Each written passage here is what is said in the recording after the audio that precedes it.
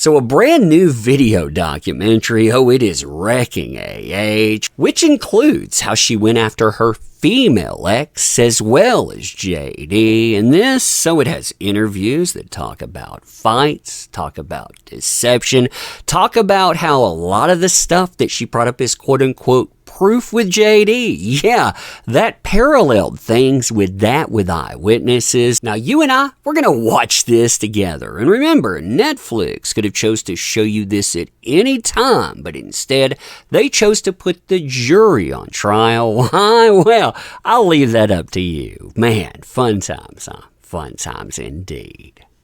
Isn't it true that you've been previously arrested for committing domestic against your spouse? There was no domestic within that relationship, and the state of Washington, where I was arrested, immediately dropped the charges because they knew the exact same thing that I just told you, that no domestic ever occurred. This male cop put me in handcuffs, and it was a trumped up charge, and it was dropped immediately for being such. The relationship with Johnny is not the only one where domestic issues landed Amber in the legal system. Previously, she was arrested and booked in a domestic situation for assaulting her ex-partner, Tasya van Ree, at a Washington airport in 2009. Isn't it a fact, Ms. Heard, that on September 14th, you were in fact taken to jail? It wasn't dropped immediately. Same objections, Vegas. Same objections. Isn't it a fact, Ms. Heard, that you spent the night in jail from September 14th to September 15th, 2009, as a result of your arrest for domestic? Same objections.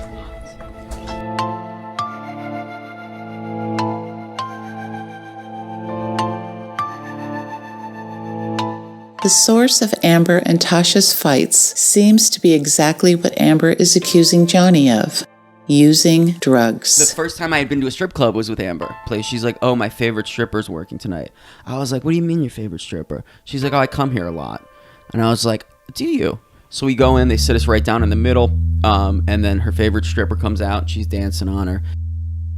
Stephen Crowley describes that Amber's hiding of her drug use and night lifestyle from Tasha was the major source of their fights.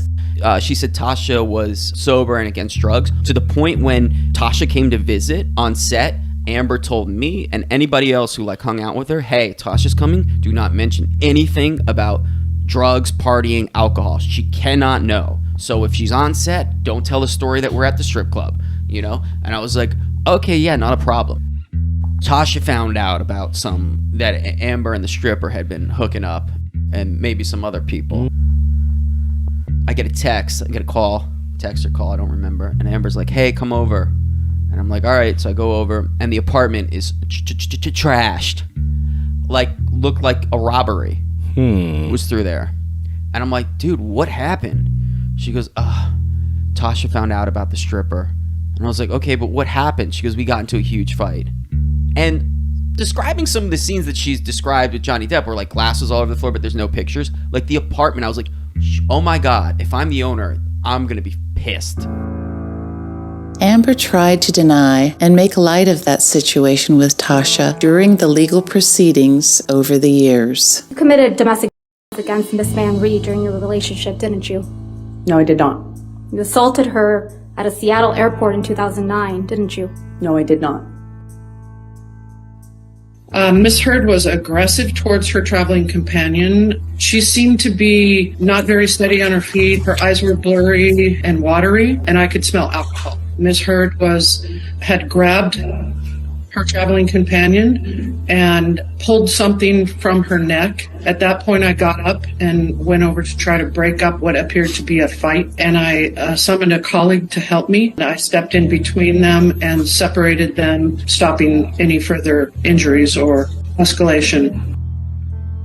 Beverly Leonard, an employee at the Seattle-Tacoma Airport, where Amber was arrested by the Port of Seattle police, came forward in the trial and revealed what happened between Amber and Tasha. What did Miss Heard's traveling companion do? She had abrasion on the side of her neck where the necklace was, like a rope burn from the chain as it was removed. She raised her hands in what appeared to be a defensive manner, but other than that, she was pretty stoic and didn't really respond much. Her stature was 2 or 3 inches taller than Miss Heard. She didn't really need to have to defend herself. How would you describe Miss Heard's demeanor when you stepped in between Miss Heard and her traveling companion? She was somewhat dismissive. She just said, "We're just having an argument. We're fine. We're fine." This sounds exactly like what Amber said to Travis McGivern about hitting Johnny. I wanted Mr. McGivern to come up, and I asked her to tell him what had just happened. Her answer was essentially, "I don't know what he's talking about. Nothing happened. He's fine." Yes, this is another example of the smear campaign. So Mr. Depp is not the only domestic partner you've assaulted, is he, Miss Heard? I've never assaulted Mr. Depp or anyone else that I've been romantically linked to, ever. Bring up something to drink and or a joint, end quote. You were asking him to bring those things for other people, not him to use, correct? I'm not saying that. Now, apologies for the removal of certain words there in pictures. You know, the platforms, yeah, they don't really love them. But this documentary, I mean, it has so much to offer. Again, it is called Surviving Amber Heard. There is a link in the description. It has text through it, stuff that you may or may not have seen. It has some eyewitness testimony, people that are saying, hey, I was around during those moments. This is exactly what I saw. This is all of the detail and more. It includes all of the discussions about the parties. You know, the things that she blamed JD for. You know, the substances were out of control, with people saying, hey, this was the person that was there. She's the one that did it. And again, it takes evidence-based approach. You know, it looks at everything that was detailed versus saying what a Netflix decided to do when they decided that they would point the finger at social media. They would point the finger at anyone that talked about this case.